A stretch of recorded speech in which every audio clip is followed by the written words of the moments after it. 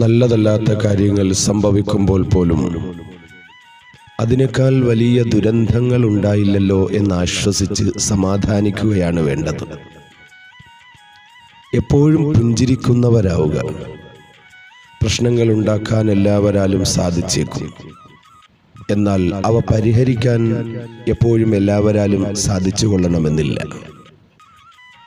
പ്രശ്നങ്ങൾ പരിഹരിക്കുന്നവരായില്ലെങ്കിലും പ്രശ്നങ്ങൾ ഉണ്ടാക്കുന്നവരാകാതിരിക്കുക.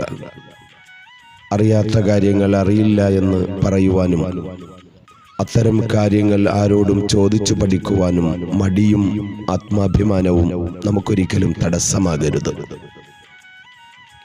ഒരാളുടെ വിജയത്തിൻ്റെ സുഗമമായ സാക്ഷാത്കാരത്തിന് സർവഗുണസമ്പന്നവും സമഗ്രവുമായ അറിവുകൾ ആർജിച്ചെടുക്കേണ്ടത്